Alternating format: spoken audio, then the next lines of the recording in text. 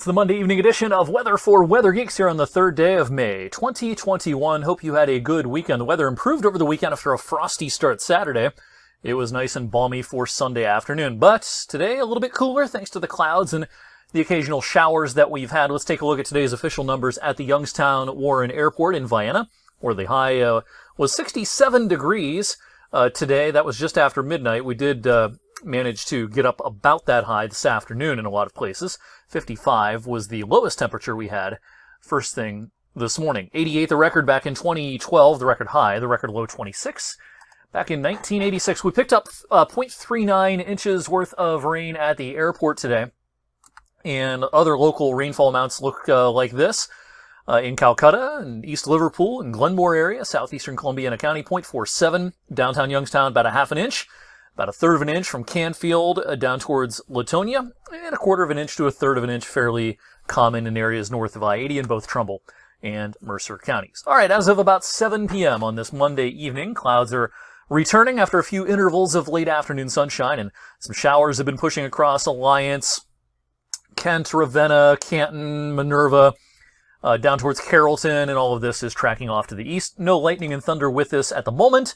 Can't rule out a quick clap of thunder with this activity before the evening is through. This will be the most numerous shower activity that we see all night tonight. I do think the rain chances will decrease some as we head into the overnight. We're missing out on severe weather this evening, but severe weather is pretty common in several different geographical areas this evening. We had a tornado in the suburbs of Atlanta very early this afternoon. We've had tornado watches and severe thunderstorm watches out for parts of the Carolinas and the Deep South. Also a severe thunderstorm watch out for parts of Illinois, a tornado watch out for Dallas, Texas, and a severe thunderstorm watch out across extreme western Texas. Colder air is on the move. It's bumping into that warmer air, so yeah, it's one of the, it's meteorology 101 for thunderstorm formation. You need a clash of the air masses usually, and in Albuquerque, New Mexico, it's 26 degrees cooler than the same time yesterday. Omaha's 15 degrees cooler. While we are cooler here locally, tomorrow will be a little bit warmer before the cooler air really drops an anchor and sticks around for a while, starting on Wednesday. I mentioned those showers tonight, most numerous before sunset this evening. After sunset, becoming less numerous. I can't rule out a passing shower overnight, but most of the raindrops will be over the next hour or two, and then tomorrow morning by about daybreak, shower chances might start to increase once again. All right, I've gotten a few questions over the last few days. Hey, is it safe to start the garden? Is it safe to plant yet? We had a hard freeze Saturday morning with widespread frost and temperatures in the upper 20s. Tomorrow is the average date of the last 32-degree reading of the season, but that's just an average.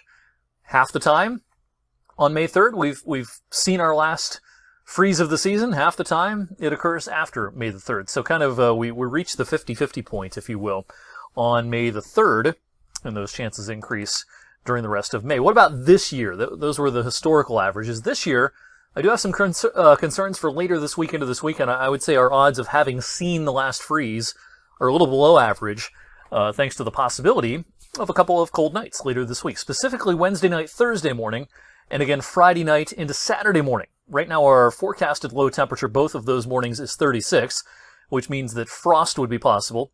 Now, if some of the colder spots do manage to get down to freezing, yeah, that would be a concern, not only for anybody who got a little overly eager to maybe start the garden or plant things, but if you just have some hanging baskets sitting outside, maybe 2 more nights that we have to bring them in.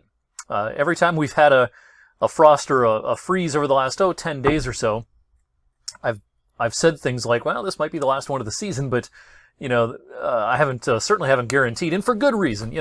We live where we live, and we can see cold temperatures into May, and we saw evidence of that last year when it snowed on, May the 9th. So we are not safe just yet. All right. Tomorrow's a big day in the meteorological world. The annual averages will be updated.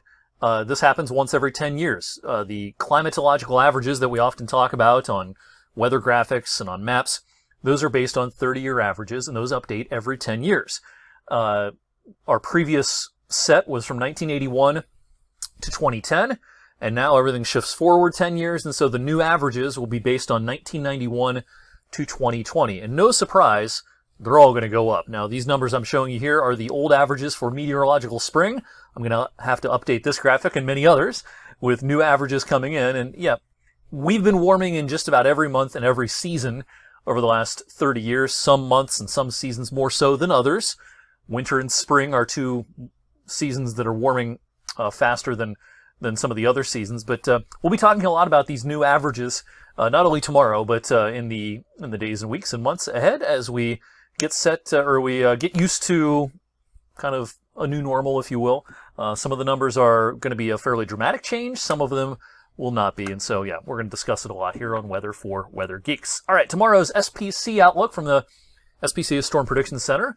They're responsible for severe weather forecasts as part of the National Weather Service. And they have areas from southern Ohio on south highlighted in a pretty elevated risk of severe weather tomorrow afternoon into tomorrow night.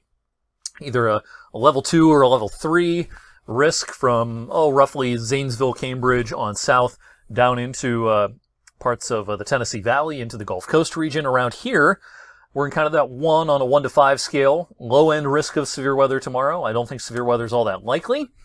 But late in the afternoon and early in the evening, I can't rule out a heavy, gusty thunderstorm. Tornado risk is very negligible. If we do get a pretty beefy thunderstorm, it would be a wind concern with a secondary risk being maybe some small to medium-sized hail. Wouldn't be in the morning, maybe a couple of showers in the morning, but as this cold front approaches in the afternoon, I think we'll see a cluster of showers and storms try to get going.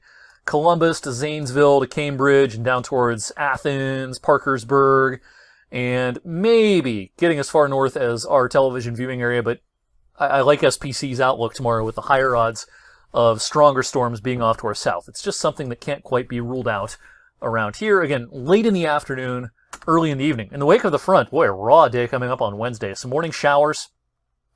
Clouds will probably stick around for much of the day, and temperatures about 20 degrees cooler Wednesday as compared to tomorrow. Then perhaps a pretty cold start to Thursday. Again, we'll be down in the 30s. Clouds will increase in the afternoon, and this disturbance does not look like much, but this could bring us a couple of showers Thursday night into parts of Friday, along with a fresh shot of cool air for the end of the week. So tomorrow's high of 74, maybe the last reading in the 70s we're going to see for some time. This is the Climate Prediction Center 8 to 14 day outlook, and it makes sense to me, showing if it's going to be a warmer than average period, odds favor that being down in the deep south and also along the west coast. And for us around here, while it doesn't look crazy cold or anything like that, it's not the kind of pattern that's going to produce a lot of temperatures in the mid and upper 70s and 80s like we've had on a few occasions over the last few weeks. All right, thanks for watching the Monday evening edition of Weather for Weather Geeks. I'll see you back here on Tuesday. Make it a great rest of your night.